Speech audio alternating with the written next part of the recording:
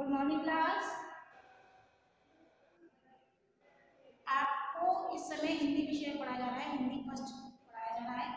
आपको मैंने इसका पहला पार्ट पढ़ाया था कविता का हमारी सभ्यता। दूसरा पार्ट जो मैंने पढ़ाया था वो आपको पढ़ाया था सौदे वाला, सौदा था ना, लाला वाला जो था। अब आज आपको पार्ट 3 पढ़ाऊंगी। पार्ट का नाम है प्रशंसा का चक्कर। प्रशंसा सभी जानते हैं, जिसमें तारीफ होती है।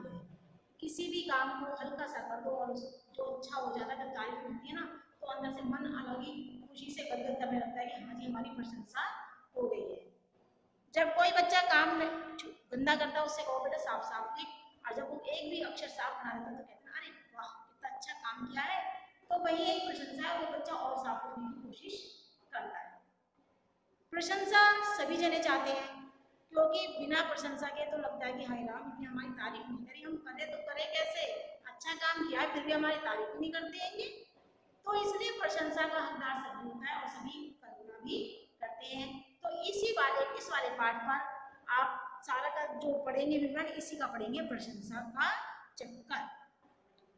मुझे बहुत सी चीजें पसंद हैं, कहें तो कुछ के नाम बताऊं। गुलाब का इत्र जो हम खुशबू के लिए लगाते हैं, जूही की माला, रेशम का कुर्ता, खोए की बर्फी, दही की गुंजिया, असली घी की जलेबी जो अच्छी लगती होंगी, आप खा के देखना कभी, और मगही पान। मुझे अपनी पुस्तकें भी कम प्रिय नहीं, यानी उन्हें अपनी किताबें भी पसंद है, लेकिन पुस्तकों से प्यार है इसका अर्थ यह भी नहीं कि मैं संसारी नहीं, मतलब मेरा ये नहीं है मतलब कि मैं किताबों से ही ज़्यादा प्रेम करता हूँ या मुझे केवल इस संसार से प्यार नहीं है, मुझे सबसे प्यार है, क्योंकि मेरी बीवी है, बीवी बच्चे घर बार सभी तो मुझे प्यारे हैं, मुझे सभी चीज़ें अच्छी लगती है। अपनी किताबें तो पसंद नहीं है, लेकिन मुझे ये सभी चीज़ें अच्छी लगती हैं। फिर भी एक वस्तु ऐसी बच जाती है जिनकी इन सब चीज़ों से कोई तुलना नहीं, बीवी बच्चों से, अपनी पढ़ाई से, ऐसी वो नहीं है। एक चीज़ है, अब वो क्या चीज़ है? यह है अपनी मामूली सी प्रशंसा यानी तारीफ। बस यही एक चीज ऐसी है जिसे सुनने के लिए मैं क्या नहीं कर सकता। मुझे पूछने दीजिए, लेकिन कृपा करके दिल खोलकर झूठी ही सही मेरी प्रशंसा करते जाइए। मैं अपने आपकी जूतियों का गुलाम हूँ, यानी कि मैं आपकी प्रशंसा के लिए अपने को बैठा रहता हूँ कि हाँ जी मुझे प्रशंसा मिले, क्योंकि ये लेखक हैं। आगे पढ़ेंगे आप। उस हालत में मुझ जैसा बेदाम का नौकर आप कहीं खोजने पर भी न पाइएगा। 85 के ऊपर की उम्र हो गई, सैकड़ों ही दोस्त बने, लेकिन वे टिके नहीं। क्यों नहीं टिके थे? जो मेरी प्रशंसा करते, केवल वही टिके जो मेरी केवल प्रशंसा करते रहे। जिसने खरी कही मैंने उससे अपनी राह गई, यानी जो मुझे कुछ कह देता था ना इसमें कमी है तो मैं उससे पीछे हट जाऊं। क्या बताऊं, जानता सब हूं मगर इस मामले में मानता किसी की नहीं। खरी बात कह सबसे कहता हूँ, लेकिन खरी बात सुनकर मुझे प्रसन्नता हरगिज नहीं होती। असर मुझ पर मीठी बात का ही होता है, यानी कोई मीठा सा बोल दे तो मेरे को बहुत, मैं उसकी बातों में आ जाती हूँ। इसे लाचारी कहिए, कमजोरी कहिए, चाहे तो बुराई भी कह लीजिए, चाहे इसमें आप मतलब मुझे कुछ भी कह दो, लेकिन मैं अपनी तारीफ चाहता हूँ कि थोड़ी सी तारीफ जरूर चाहता हूँ। हिंदुस्तान में सोने का बड़ा मूल्य है, लड़ाई समाप्त हुए एक जमाना हो गया, मगर इसके मूल गिरते ही नहीं। सोना जानते हो ना, गोल्ड, प्लेटिनम का मूल्य सोने से भी अधिक है। रत्न जवाहरातों के क्या कहने, लेकिन मेरी दृष्टि में भी इनका कोई मूल्य नहीं। क्यों नहीं है? प्रशंसा के दो मीठे शब्दों के मुकाबले 3 पौड़ी का भी नहीं, क्योंकि केवल एक तारीफ अगर व्यक्ति की कर दी जाती है तो वो उससे अपने को बहुत प्रसन्नता महसूस करता है, गर्व महसूस करता है। तो इसलिए वो कह रहा है कि सोने जवाहरात कितना भी पैसा मेरे पास हो, लेकिन वह मेरे लिए थोड़ा है, मुझे तो केवल प्रशंसा चाहिए। सरकारें भी तो प्रशंसकों के बल पर ही चलती हैं। सरकार क्या, भगवान को भी अगर प्रशंसकों का टोटा पड़ जाए तो उसकी भी बदिया बैठ जाए। भगवान ने कहते ना अरे भगवान अच्छे बहुत अच्छे काम कर दिए हैं, ये भगवान देखने में सुंदर। प्रशंसा करते हैं नहीं करते हैं हम लोग, हर एक चीज की हम प्रशंसा करते हैं। लोगों को तरह तरह तरह के लालच देकर वह उनसे अपनी प्रशंसा के गीत गवाया करता है। कवियों के साथ भी यही बात है। कवि लोग अन्न जल पर थोड़ी ही जीते हैं।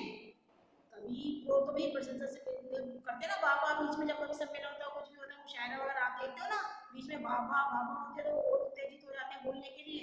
तो वह इस विषय को कह रहा है कि कवि जो है वो अनजल पर ही नहीं जीते हैं, थोड़े ही जीते हैं, वे तो प्रशंसा के पात्र। मिलती रहेगी तो खिलते रहेंगे, नहीं तो तुम हाथ लाते क्या देर लगती है। इसलिए उस दिन रेल में जब मुझे मेरी रचनाओं के लेखक थे ना, रचनाओं के एक प्रशंसक अनायास मिल गए तो खुशी का ठिकाना न रहा। मैं बड़ा खुश हो गया, वो मेरे को मेरी तारीफ करने लगे। हम लोग उस दिन गाजियाबाद से दिल्ली लौट रहे थे। गाड़ी में जो साहित्य चर्चा चली तो बात बात में एक महोदय मेरा नाम जान गए। वे स्वयं यानी अपने आप मेरे पास खिसक कर आए, कहने लगे धन्यवाद, हमारी किस्मत खुल गई। वर्षों से आपका नाम पढ़ते सुनते थे, लेकिन बड़ी तमन्ना थी आपके दर्शनों की। क्या कमाल का लिखते हैं आप। आपकी रचनाओं को तो हमने अखबारों से काट काट कर एक रजिस्टर पर चिपका रखा है। आपकी पुस्तकों के सभी संस्करण हमारे पास हैं। मेरी पत्नी तो आपकी रचनाओं के पीछे समझिए जैसे पागल है, और तो और मेरी छोटी मुन्नी को भी आपकी कई कविताएं कंठस्थ हैं। कंठस्थ माने याद है। शब्द क्या है, मानो बूंद बूंद में अमृत भर रहा था।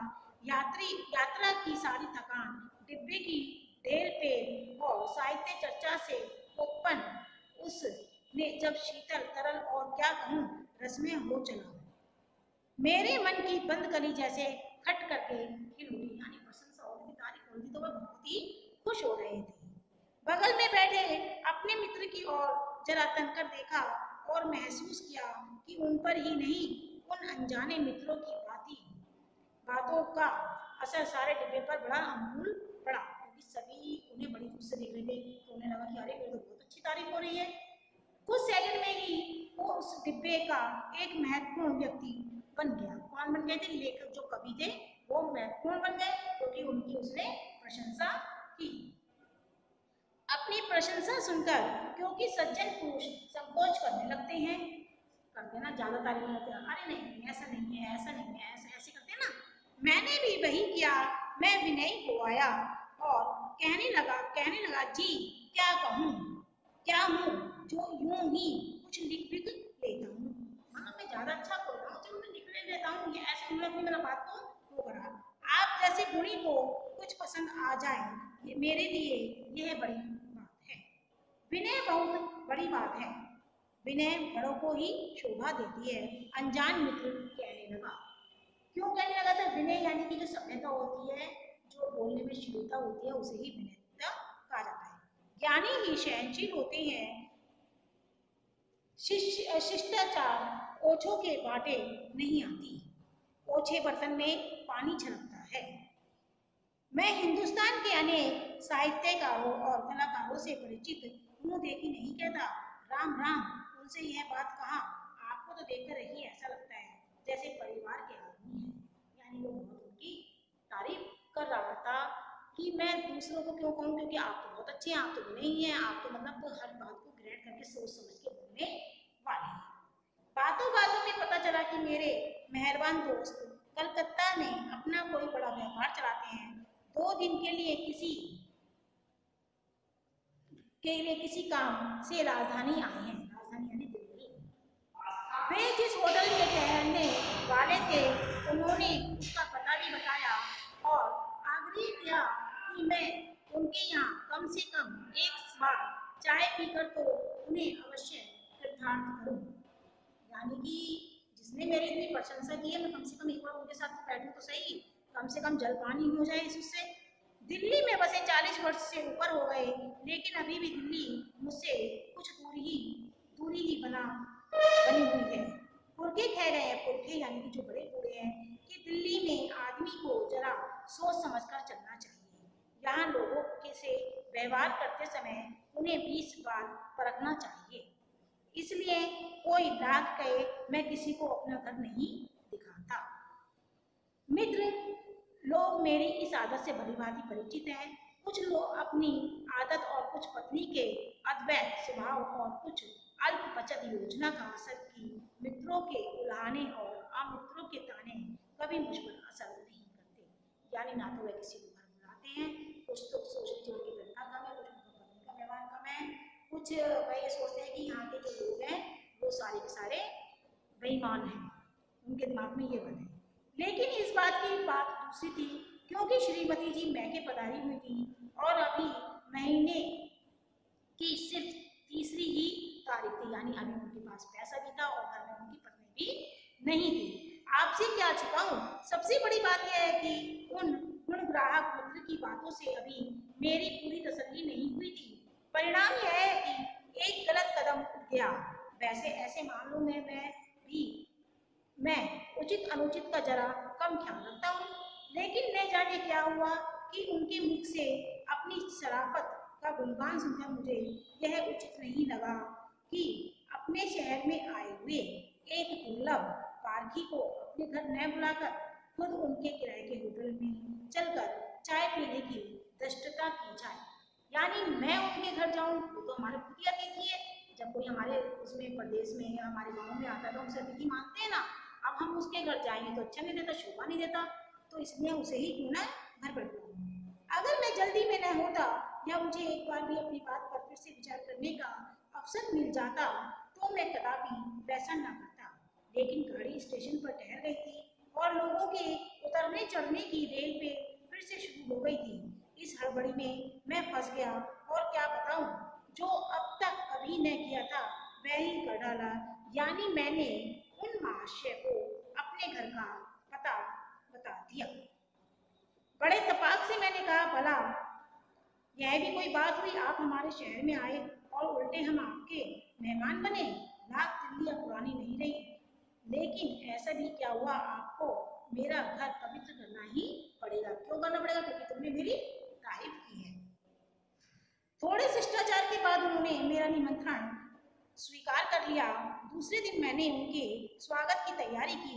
पत्नी थी ही नहीं, नौकर घर में हम लोग खुद ही होते हैं, क्योंकि भाई देखो एक साधारण परिवार में सारा कार्य हमें स्वयं करते हैं।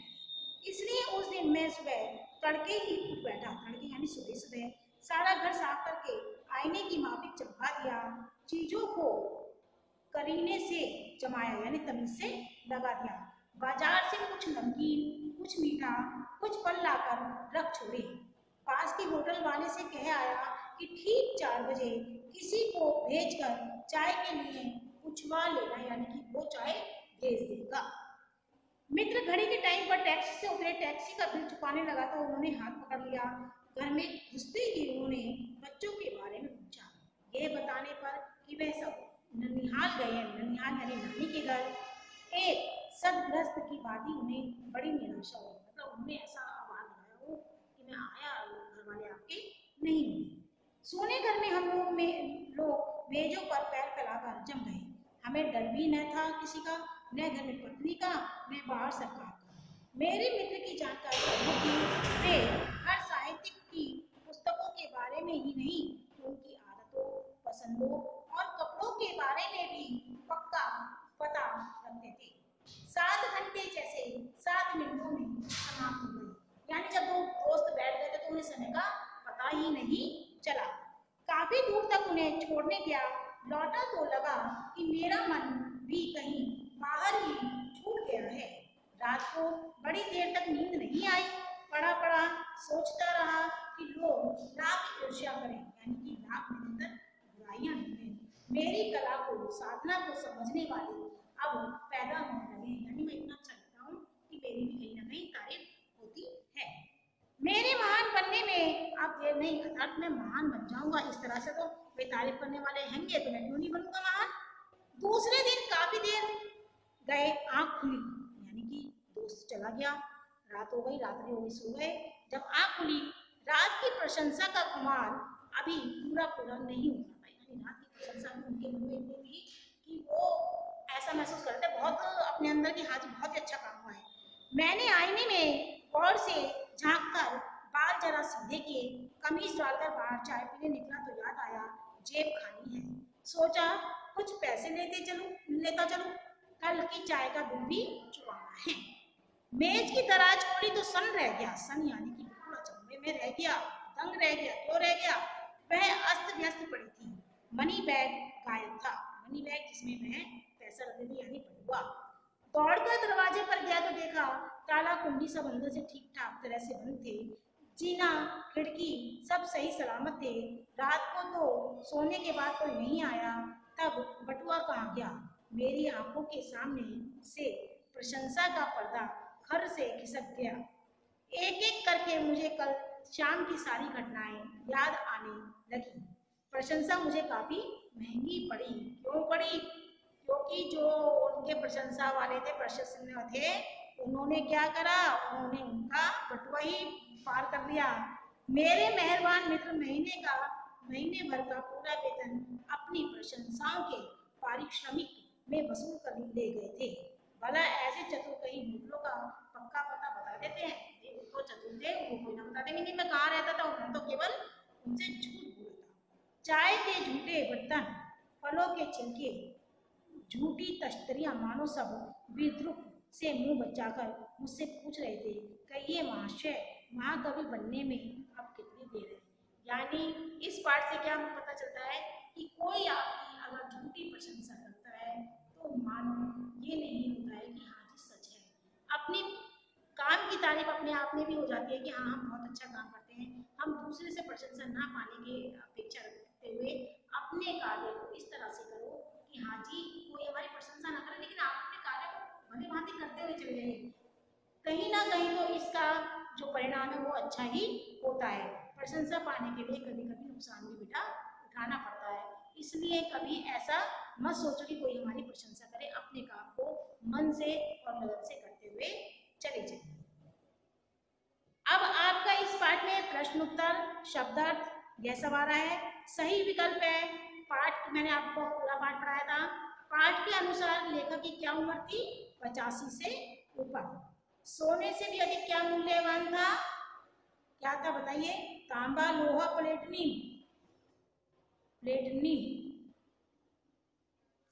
प्लेटिनम। लेखक ने प्रशंसा के पादप किसे कहा है? कवियों को। सहयात्री ने अपने को बताया कोलकाता का व्यापारी, जबकि वह झूठ बोल गया। क्वेश्चन नंबर 5 देखिए, गद्यांश पढ़कर प्रश्नों के उत्तर लिखो। लेखक की पत्नी कहाँ गई थी? मैके। नौकर घर में हम खुद ही होते हैं से लेखक का क्या तात्पर्य है? यानी एक जो साधारण परिवार होता है जिसकी आय भी आमदनी भी वो कम होती है, उसमें स्वयं ही हम काम करते हैं। लेखक ने होटल वाले से क्या कहा कि जब मैं चाय का ऑर्डर दूं तो चाय ले आना। स्वागत शब्द में संधि करो, सु प्लस आगत, स्वागत। फिर पीछे आपका इसका विलोम शब्द, कारक चिन्ह, वाक्यांश के लिए एक शब्द, संधि विच्छेद, वचन बदलने हैं। ये सारा काम मैं आपको कॉपी में लिख के भेज रही हूँ और आप सभी किताब के अंदर भी इसको करेंगे। थैंक यू बेटा। अगर कुछ समझ में नहीं आया है तो आप मुझसे दोबारा से जानकारी ले सकते हैं। थैंक यू बेटा।